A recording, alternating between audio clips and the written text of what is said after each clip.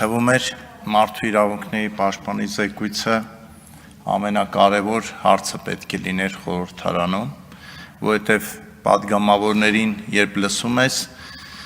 տարբեր առիթներով իրենց համար ամենակարևորը մարդն է, Հայաստանի քաղաքացին եւ այս իրավունքը։ Ես կփորձեմ ելույթս շարունակել հույս ունենալով, որ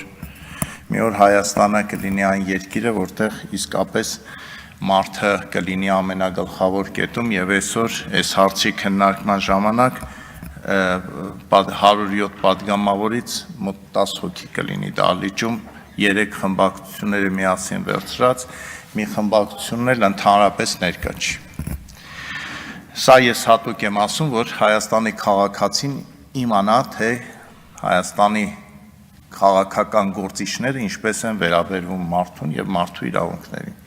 Ինձ թվում էր այսօր մենք պետք է լսեինք միմյանց գոնե կեսից ավելի ներկայությամբ։ Հիմա սիրելի հայրենակիցներ, ես մարդու իրավունքների պաշտպանի ուշադրությունն եմ ուզում բևեռել մի քանի կարևոր հարցի վրա, որ եւ նրա պարտականությունների մեջ է մտնում եւ բոլորիս պարտականությունների մեջ է մտնում, որովհետեւ առանց երեխաներին ուշադրություն դարձնելու մենք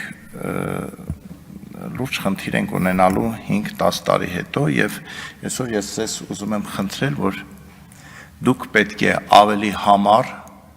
ավելի նպատակասլաց լինեք դպրոցները թմրանյութերից պաշտպանելու, այսինքն երեխաներին պաշտպանելու հարցում։ Այսօր թմրանյութը թափանցել է դպրոց, այսօր թմրանյութը թափանցել է դպրոց եւ վնասում է ոչ միայն բարձր դասարանցիներին, այլ տարատեսակ նենք հնարքներով այդ թմրանյութը հասնում է ցածր դասարանի երեխաներին, կոնֆետի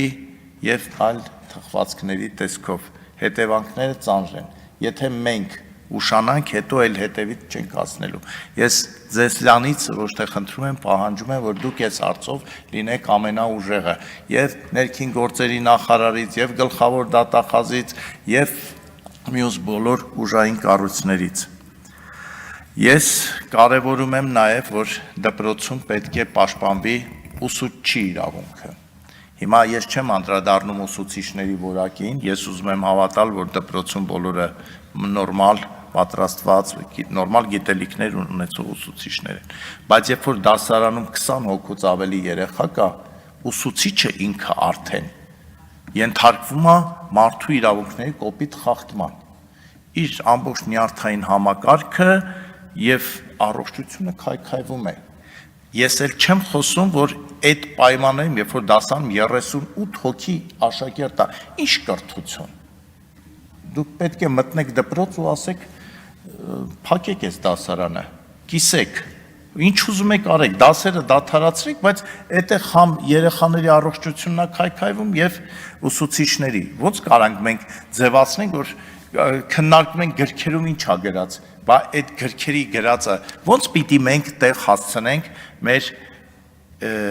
երեխաներին։ Երկրորդ խնդիրը, որ դպրոցում կա եւ կարծում եմ մարդու իրավունքների պաշտպանը պետք է լինի, դա հեռախոսների, տեսանկարահանող հեռախոսների առկայությունն է եւ երեխաները ինչ որ տարիքում արդեն հասկանում են, որ կարելի է իրենց բառով եմ ասում գժվացնել ուսուցչուհուն, ուսուցչին եւ եթե հանկարծ սաստման փորձ լինի հեռախոսով նկարել եւ գցել YouTube։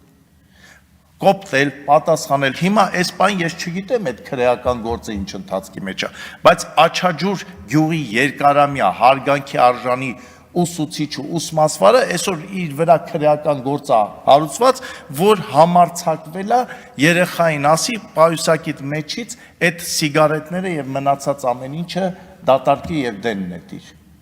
Բա հիմա ով է մեղավոր, այն ով եկել է դպրոցում ծխում է դասարանում ցինիկաբար, թե ով կարգի է հրավիրում։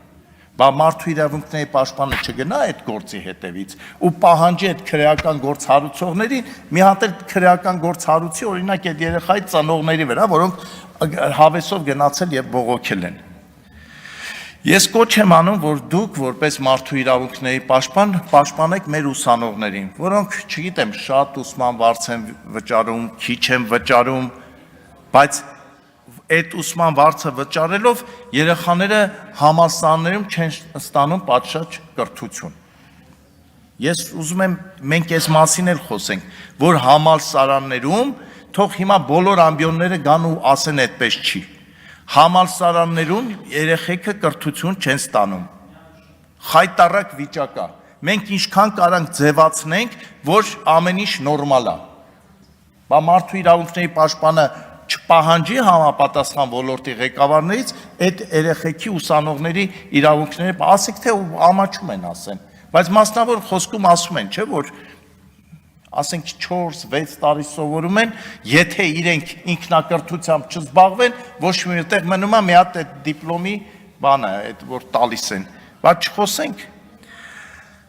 Կարևոր է իհարկե սոցիալական արդարությունը եւ անարդարության դեմ պայքարը։ Ես ձեզ խնդրում եմ, հիմա խնդրում եմ, այսօր նորից զինված ուժերում զոհ ունենք։ Հոսանքահարվել է մի երեխա, այդ երեխու ծնողները երեխուն ուղարկել են բանակ, որ հայրենիքը պաշտպանի։ Այս ինչ վիճակ է, որ երեխեն հոսանքից բանակում, ասենք պահես, մեծացնես, ուղարկես բանակ, ասեն, գիտեք, ձեր երեխան հոսանքահարվեց։ Ես մի քանի դեպքեր էլ կարող եմ ասել, շատ դեպքեր, բայց մեղավորը անկեղծ եմ ասում, ոչ պաշտպանության նախարարն է, ոչ շտաբի պետն է, մեղավորը մենք բոլորս ենք, որ բանակը մատնել ենք բախտի քմահաճույքին։ Քաղաքացիական պայմանագիրը սիրում է խոսալ, շատ դեպքերում շատ ճիշտ, որ բանակում ինչ վիճակ ա եղել մինչև 2018 թվականը, բա իսկ ինչ վիճակ ա 2018-ից հետո։ Տեսել եք, լավ, այդ մասին չեմ ուզում խոսալ, բայց դուք կարող եք մտնել, խմբեր ձևավորեք, ստեղծեք, մտեք, տեսեք ինչ ա կատարվում։ Այդ քրեական բարքերը, որ փողոցից բերում են բանակ, չգիտեմ ինչ նայող,